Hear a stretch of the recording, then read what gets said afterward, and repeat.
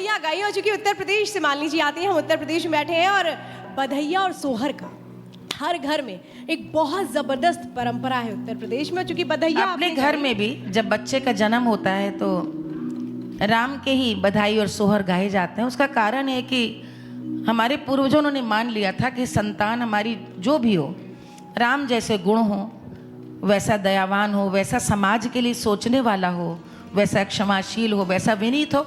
और राम का सबसे बड़ा गुण क्या है? मर्यादा पुरुषोत्तम है और परिवार को जोड़ के बांध के रखने वाले। तो हर माता पिता ने इसीलिए परंपरा है कि राम की बधाई है, राम का सोहर अपने पुत्र के जन्म में गाते हैं। मैं मालिनी जी आपसे सोहर सुनूंगी, लेकिन चूंकि आपने परिवार को बांधने की जिक्र किए, मैं ज़रा जानना चाहती हूँ कि आप नानी भी हैं, दादी भी हैं। आप राम की नानी हैं तो अहिल्या की दादी हैं। ये बड़ी खूबसूरती के साथ आपने उस संस्कृति और परंपरा को घर में संजोया। मुझे लगता है जो आप होते हैं, जो आपका चिंतन है, जो आपकी सोच है, वो आपके व्यवहार में, जीवन में दिखती है, दिखनी भी चाहिए। तो ये मेरा सौभाग्य है, मुझे लगता है कि राम ने नाती बनकर हमारे घर में जन्म लिया और हम लोग तो उनके पाँव छूते हैं, छोटे से पाँव छू के उनका आशीर्वाद लेते हैं। मेरी बेटी ने हमेशा से कहा कि माँ, मुझे बड़ा अजीब लगता है कि बच्चों के नाम में राम इतना सुंदर नाम है, लोग राम कृपा, रामचंद्र, राम दयाल, राम प्रसाद क्यों करते हैं? अकेले राम से संपूर्ण क्या है? तो राम नाती हो गए। और बेटे की जब बेटियां होने वाली थी तो हमारी बहू ने मुझसे पूछा कि नाम क्या रखना है और क्या पूछा, तो उसने जब मेरे सामने अहिल्या नाम रखा तो मैंने कहा कि अहिल्या मेरे सामने तो सीधे अहिल्या देवी सामने आती हैं, जिन्होंने पूरी सनातन संस्कृति का एक ऐसे समय में जीर्णोद्धार कराया जिस समय हम पराधीन थे। कल्पना कीजिए कहाँ महेश्वर में वे थीं और वहाँ से आकर के चारों धाम, 12 ज्योतिर्लिंग, हर मंदिर का जीर्णोद्धार कराया। तो मैंने कहा इससे सुंदर क्या बात हो सकती है। और ये देखिए कि नाम को लेकर लोगों के मन में बहुत सारी वो रहती, जब अब जो सुनता है तो सब मुझसे कहते हैं क्या सुंदर नाम रखे, क्या सुंदर नाम रखे। ये सौभाग्य है कि बच्चों के नाम, और मैं तो कहूँगी कि वैसे कर्म हो।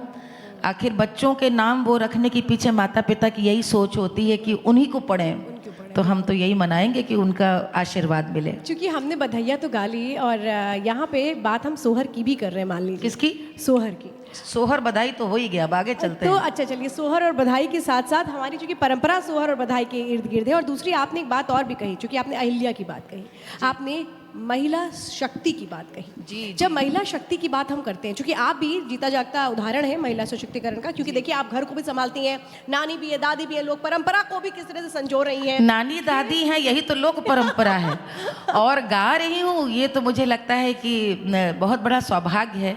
जो मैं गा रही थी ना कि परम पद पाई, तो ये परम पद मिल गया कि दादी बन गए, नानी बन गए। और ये देखिए संयोग, हमारे यहाँ दोनों बच्चे एक ही दिन जन्मे हैं। हाँ। उनकी एक ही जन्म तिथि और मेरे ही दिन जन्मे, 11 फरवरी के ही दिन तीनों का जन्मदिन बनता है। ये कमाल संयोग है, एंड नथिंग प्लान्ड। तो वो ये ईश्वर की इसलिए बहुत बड़ी कृपा दिखती है।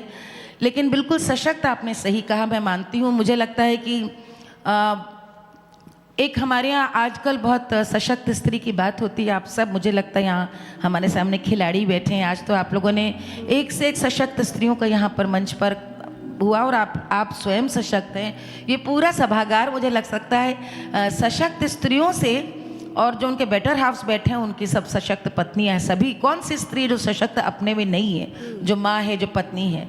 लेकिन अपने बारे में मुझे लगता है कि बिल्कुल सही कह रही है। 40 साल पहले जब मैं गाने के लिए जाती थी, समाज की सोच आज जैसी नहीं थी।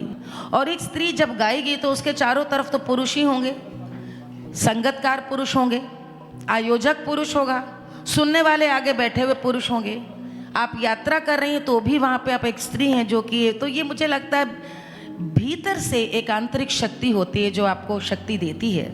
और अहिल्या बाई का आपने बहुत अच्छा वहाँ से बात निकाली। मैं आपको एक गीत सुनाना चाहती हूँ, और मैं आपको ये बताना चाहती हूँ कि रिपब्लिक भारत तो इस ओर लगातार काम कर ही रहा है। एक नरेटिव बिल्डिंग हमेशा हुई, कम से कम हमने जब होश संभाला तो हमको ये बताया गया आचार व्यवहार से कि भारत में स्त्रियां बड़ी शोषित थीं, बड़ी दबाई गई थी, बड़ी पीड़ित थी। पश्चिमी सभ्यता यही कहती थी, see Indian women are so suppressed. अब सप्रेस्ड की उनकी परिभाषा क्या की थी कि घूंघट काढ़ा हुआ तो ये सप्रेशन है, मैं तो आप देखती हैं कोई कार्यक्रम में बिना सर ढके करती हूँ। क्या सा प्रश्न है? कौन है जो चर्च में सर ढक करके नहीं जाता? कौन है जब अपनी नमाज पढ़ता है तो सर नहीं ढकता? सर ढकने का मतलब है आदर देना। आप अपने श्रोताओं को आदर दे रही हैं, इसलिए मंच पे सर ढक करके जा रही हैं। हम मंदिर जाते हैं तो सर ढक करके जाते हैं। लेकिन एक ऐसा नैरेटिव बिल्डिंग हुई। मैं आपके सामने एक रसिया सुना रही हूँ, ब्रिज का रसिया। ये रसिया